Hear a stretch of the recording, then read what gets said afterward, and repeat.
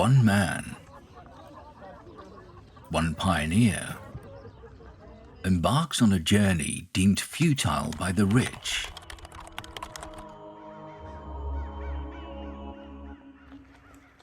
Walking alone, no safeguards except trust and belief in himself and his vision.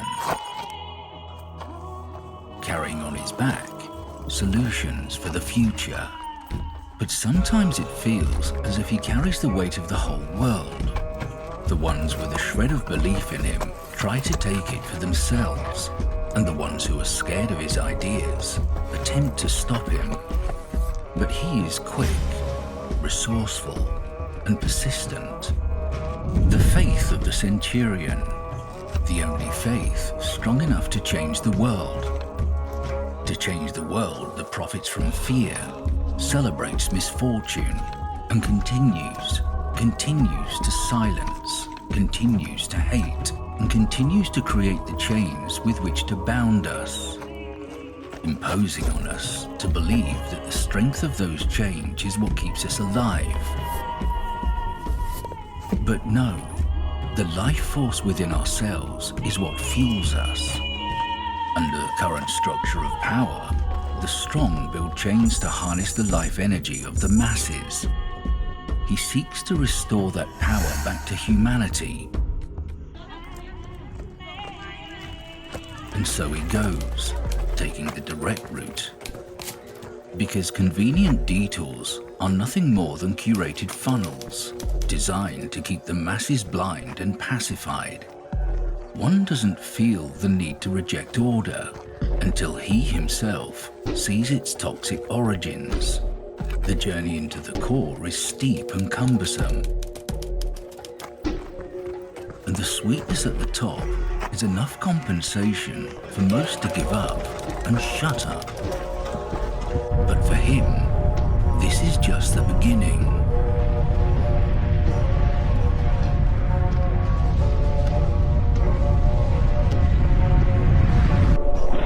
The legacy of Mount Masada is a stronghold, a place that has been fortified so as to protect it against attack, a place considered permanent and impenetrable, yet eventually overcome.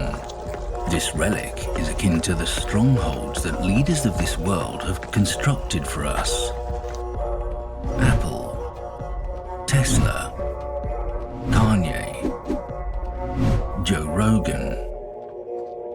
Blind to the important shortcomings, only visible to those brave enough to look. Forward thinkers who lost track, reliant on gold. A powerful tool, forged into smartphones that connect the world and eco-batteries that steers us away from fossil fuels. Our guides into the sustainable future have failed to recognize the importance of gold's purity. Maybe they have given up on us, and their attention has shifted towards Mars.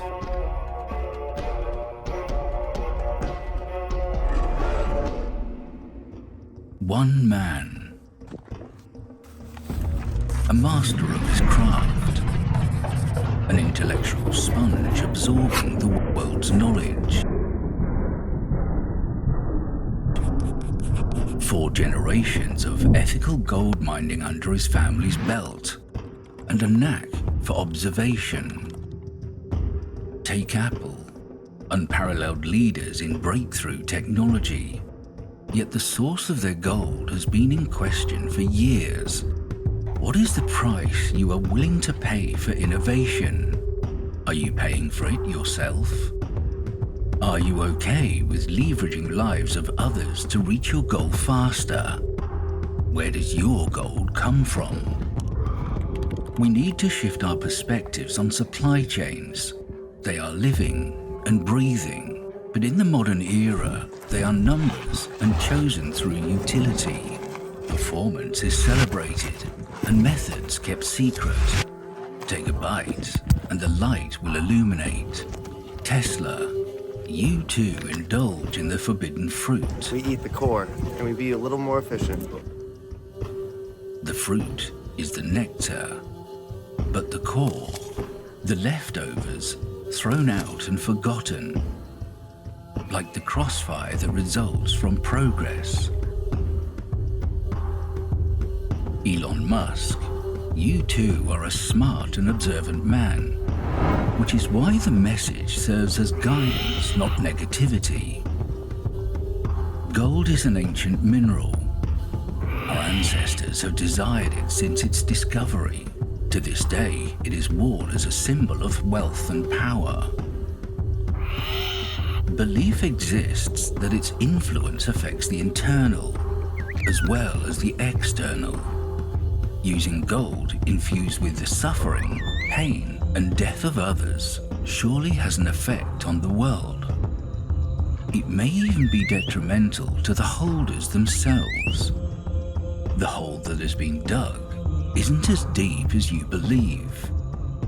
The first step in getting out is admitting you're in the hole in the first place. Lawsuits labeling your company complicit in the death of children in Africa is enough to make many take up a defensive stance, or simply just run away. But the purity of ethical gold can guide our faith. We are all in this together. We can save the Earth.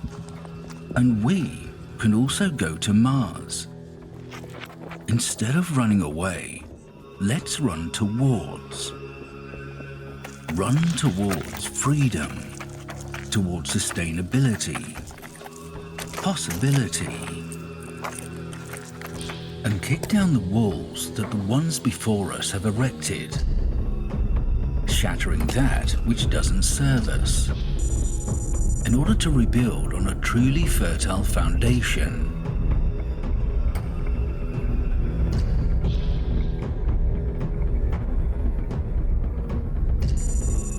The consequences of ignorance on a scale as large as this: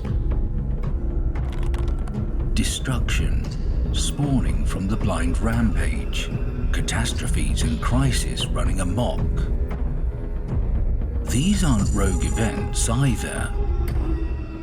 Driving through beauty, it is inevitable to notice the preventable tragedies along the way. The Dead Sea, a scientific anomaly, a historical marvel, the lowest place on Earth. At this level of deepness, the rock bottom we are collectively headed for is clearer than ever. Sinking, fading, dying. Because Grandma wants to feel young again. Because people of the desert want to grow crops from the sand. Because magical waters want to be consumed by the masses, and as we take, the magic loses its essence. It isn't meant to quantified or sold. It's meant to be discovered and admired. Just like the conflict gold, the pain and suffering of the sea itself is present in the minerals that are harvested and sold. The goal: attention and relief from the burden of carrying the answers, void of anyone who wants to listen. Now we have our Louis Vuitton bag holder.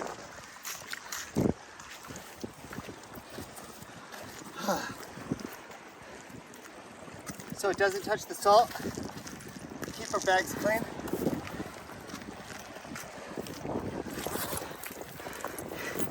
We got the Louis in the Louis, but also we got like 50 green apples. 50. Green, life's color of choice.